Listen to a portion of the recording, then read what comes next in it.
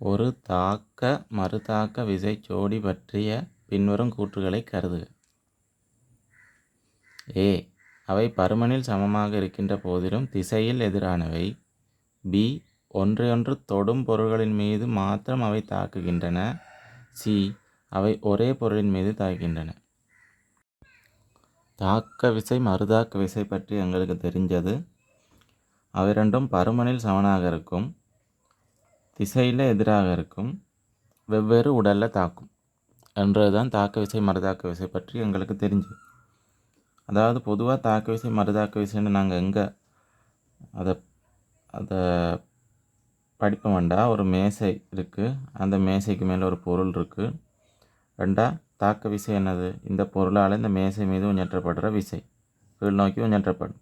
இந்த பொருளால் இந்த மேசை மீது கீழ் நோக்கி உஞ்சற்றப்படுற விசை தான் தாக்க விசை. மறுதாக்க விசைண்டா என்னென்னா அதை சமப்படுத்துகிற மாதிரி இந்த மேசையால் இந்த பொருள் மீது மேல் நோக்கி ஆறுன்ற விசை உண்டு, அதாவது மறுதாக்க விசை ஒன்று உருவாக்கப்படும். இதைத்தான் எங்களுக்கு என்ன தெரியும்? தாக்க விசை மறுதாக்க விசை என்று தெரியும். ஆனால் தாக்க விசை மறுதாக்க விசைன்றது இது மட்டும் இல்லை. அதாவது யூனிட் 5ல் பார்க்குற 2 திணிவுகள் இருந்தால் அந்த 2 திணிவுகளுக்கும் இடையில் ஒரு விசை உருவாகும். இதுவும் என்னது? தாக்க விசை மறுதாக்க விசை தான். அதாவது இது ஒன்று தாக்க விசைண்டா மற்றது மறுதாக்க விசை. வேறு என்னது? வேறு மின்புலத்தில் பார்க்குற மின் விசை. அடுத்த காந்த புலத்தில், அதாவது நோர்த் அண்டு ஒரு துண்டும் சவுத் ரெண்டு ஒரு துண்டும், அது ரெண்டும் துண்டு துண்டாக இருக்காது. அதாவது ஒரு காந்தமண்டா அதில் நோர்த் சவுத் அண்டு ரெண்டும் இருக்கும். அதில் நோர்த் முனையையும் சவுத் முனையம் பக்கத்தில் கொண்டு வந்தால் அதுக்குள்ளே கவர்ச்சி விசை கொண்டு உருவாகும். ரெண்டு தெரியும் எங்களுக்கு. அப்போ அதுவும் ஒரு தாக்க விசை மறுதாக்க விசை தான். அதாவது இந்த பொருளால் இந்த பொருள் மீது ஒரு விசை கொண்டு உஞ்சற்றப்படும். அதே மாதிரி இந்த பொருளால் இந்த பொருள் மீது விசை கொண்டு உஞ்சற்றப்படும். அது ரெண்டும் சம விசையாக இருக்கும். இதுவும் தாக்க மறுதாக்க விசை என்ற கேட்டகரிக்குள்ளே தான் வரும். இனி பார்ப்போம். முதலாவது, அவை ஏ என்ற பகுதியில் தந்திருக்கிறாங்க. அவை பருமனில் சமனாக இருக்கின்ற போதிலும் திசையில் எதிர். அதாவது இந்த முதலாவது ரெண்டாவதுல நாங்கள் சொன்ன மாதிரி அதே அப்படியே தந்திருக்கிறாங்க. எனவே ஏ கூற்று சரி. ரெண்டாவது தந்திருக்கிறாங்க, ஒன்றையொன்று தொடும் பொருட்களின் மீது மாத்திரம் அவை தாக்குகின்றன.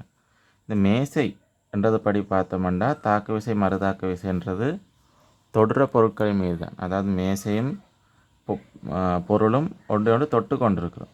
இந்த இடத்துல அந்த மேசையும் பொருளும் ஒன்றையொன்று தொட்டு கொண்டிருக்கும் என்றதால் அது தொடும் பொருட்கள் மீது தாக்குகின்றன என்று கொள்ளலாம். ஆனால் இங்கே நாங்கள் அந்த அதாவது ஈர்ப்பு விசை யூனிட் 5ல் வர்ற ஈர்ப்பு விசைனால் திணிவு இருந்தால் விசை கொண்டு வரும்.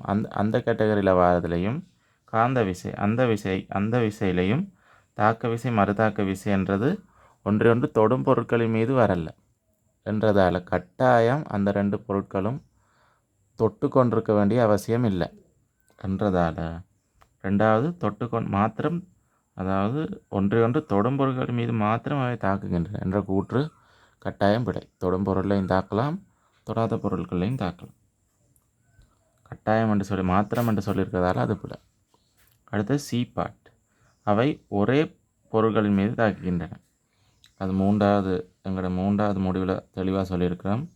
வெவ்வேறு உடல்களில் தான் அந்த 2 தாக்க விசை மறுதாக்க விசையும் தாக்கும் என்றதால் சி கூற்று கட்டாயம் பிழை. எனவே ஏ கூற்று மட்டும் சரி. முதலாவது விடையாக இருக்குது ஆன்சர் 1.